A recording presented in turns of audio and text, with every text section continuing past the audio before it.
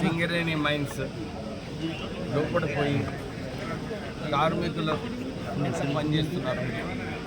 కార్మికుల working conditions ఎట్లా ఉన్నాయి, సింగరేణి సంస్థ ఎట్లా మంచి ప్రొడక్టివిటీ తీసుకురావాలి, సింగరేణి సంస్థ ఈ ఓపెన్ మార్కెట్లో కాంపిటేటివ్గా ఎట్లా ఉండాలి, ఇవన్నీ అంశాలు కనుక్కోవడానికి ఈరోజు ఈ మైన్స్కి రావడం జరిగింది. KK5లో ఇప్పుడు కూడా ఇది ఒక 10సారి నేను ఈ KK5 మైన్స్కి వస్తున్నాను.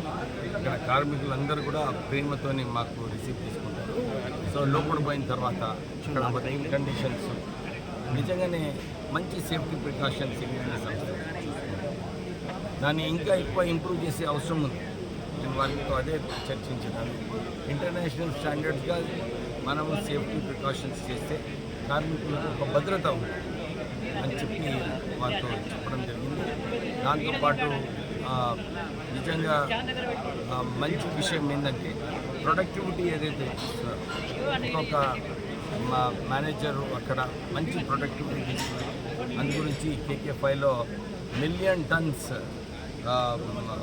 ఉత్పత్తి ఇక్కడ ఈ KK5 మైన్స్లో ఉంది.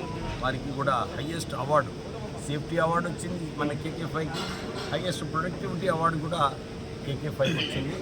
సో ఈరోజు కార్మికులతో మాట్లాడినప్పుడు మరి చాలా అంశాలు ఉన్నాయి.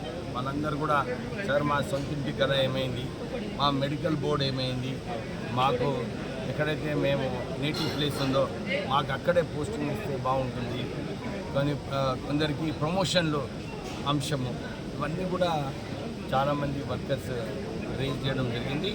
ముఖ్యమంత్రి గారు, ఉప ముఖ్యమంత్రి గారు త్వరలోనే సింగరేణి సంస్థతోని అందరూ సింగరేణి ప్రాంత ఎమ్మెల్యేలు, MLCs సంబంధించిన పొలిటికల్ లీడర్స్ అందరినీ కూడా పిలిచి సింగరేణి అంశం పైన, ఎందుకంటే సింగరేణి సంస్థకు కాపాడుకునే బాధ్యత రాష్ట్ర ప్రభుత్వం పైన ఉంది.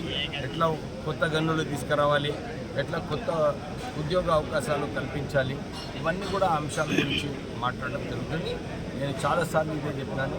10 సంవత్సరాలు TRS హయాంలో ఏదైతే 1,00,000 ఉద్యోగాలు ఉండనో సింగరేణి సంస్థలో దాన్ని 38,000 చేసిన ఘనత TRS ప్రభుత్వంది ఉంది. వారు ఇక్కడ ఉద్యోగాలు కల్పించాలి, కానీ ఉద్యోగాలు తీసే కార్యక్రమం ఆ రోజులలో తీసుకోవడం జరిగింది.